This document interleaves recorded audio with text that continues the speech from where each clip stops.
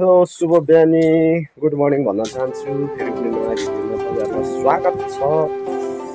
अनि आज चाहिँ बिहान त के भनौँ 7:30-8 बज्नै लागिसक्यो। यतिखेर चाहिँ म भ्लग बनाउँदैछु नयाँ भिडियो है।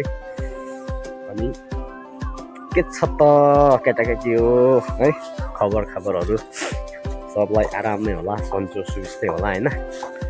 अनि म पनि एकदम फिट एन्ड फाइन छु। हाम्रो घरतिरको माहौल चाहिँ यस प्रकारले रहेको छ मित्रहरू, हेर्न सक्नुहुन्छ। घर चाहिँ मेरो यस्तो छ घर है। घरमा केही पनि टेन्ट पेन्ट गरेको छैन, रङ सङ केही पनि लगाएको छैन, यति छोडिरहेको छु। घर छैन नि त, त्यही भएर होइन, त्यही हो। अनि पुस पनि लाग्नै आँट्यो। जाडो भने यति साह्रो छ, बिहान र बेलुका त ज्याकेट बिना नसकिने अवस्था भइसकेको छ। यस्तो जाडोको समयमा म चाहिँ है बुढीलाई इन्डिया पठाएर म चाहिँ गाउँमा एक्लै छु। जाडो कटाउनु गाह्रो भइसक्यो। कसरी कटाउने होला यो जाडो बुढी बिना हैन, निकै गाह्रो हुँदैछ बुढी बिना यो जाडो कटाउनलाई। गाइजहरू अब म चाहिँ पार्टी खान जानुपर्ने छ आज चाहिँ है। आजको दिनमा चाहिँ मैले पार्टी खान जानुपर्ने दिन आएको छ। अनि अब म चाहिँ हिँड्न लागेको है, लुगासुगा चट्ट लाएर होइन। यता खुट्टातिर चाहिँ चप्पल मात्रै लगाएको छु है। अनि यहाँ चाहिँ म चट्ट लाएर अब चाहिँ म तयारी भइसकेको छु होइन। अब म चाहिँ पार्टी खान जान आँटेको, अब हिँडेको भन्दा पनि हुन्छ है। अनि त्यही हो मित्रहरू, म चाहिँ लाग्दिएको होला पार्टी खानु। अनि त्यही हो,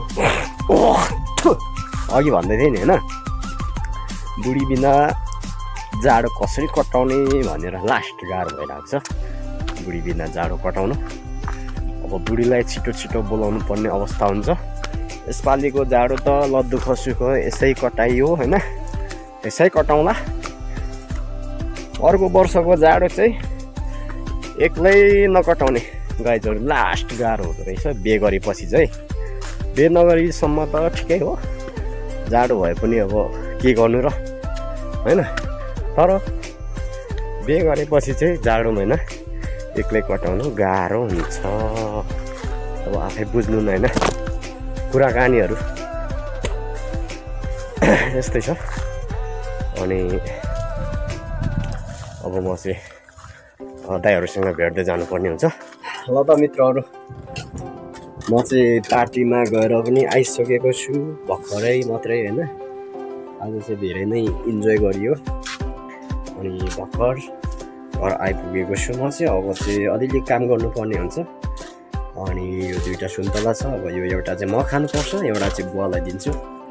अनि म चाहिँ खोलामा मुडा लिनलाई जानुपर्ने छ होइन। अनि आज ढिलो भइसक्यो, 3 बज्नु लाग्यो नि त होइन। अनि हाम्रो अब अहिलेको मौसममा चाहिँ हेर्न सक्नु नै छ, हाम्रो घरमा, हाम्रो गाउँमा चाहिँ यति बजे चाहिँ यसरी घामको है, घाम पारी पुगिसक्यो। हेर्नुहोस् त, पारी घामको छाया हेर्नु न होइन, पारी पुगिसक्यो घाम हाम्रो गाउँठाउँमा, हाम्रो घरतिर, हाम्रो गाउँतिर रात पर्न लागिसक्यो। अनि यता तल जम्मा यति छ मेरो बाख्राहरू हेर्नुहोस् है, जम्मा 5वटा, 2टा सानोहरू छ अनि यो 3टा माउहरू छ, जम्मा 5वटा छ। अनि हेर्नुहोस् है, यस्तै छ मित्रहरू। अब म चाहिँ अलिअलि काम गर्नुपर्छ, काममा जानुपर्ने हुन्छ होइन। अब त्यतिकै रात परिसक्यो त के गर्नु त। अनि आज त केही पनि काम गर्नु भ्याएको छैन, पाइएको छैन है। अनि बुवाले डोको बुन्नुहुँदैछ। अनि बुवाको डोको बुने यहाँ छ, यम्बा छिम्बा मार्वा लास्ट। हाम्रो बुवाले चाहिँ डोको बुन्नुहुँदैछ। डोको चाहिँ एकदम राम्रो बुन्नुहुन्छ। डोको चाहिन्छ भने सम्पर्क गर्नु होला है। एकदमै 500 रुपियाँ गोटा मात्रै हो। यता चाहिँ इस्कुस नि अब यो खाजा साजा उसिन्दै खानुपर्ने हुन्छ। अनि अब म चाहिँ लागेको है है। अनि यस्तै छ हौ मित्रहरू हैन। अनि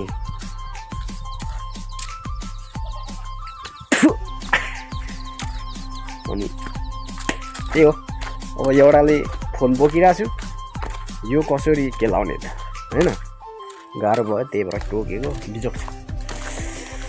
ल त साथीहरू, म चाहिँ अब कामतिर लागेको हैन।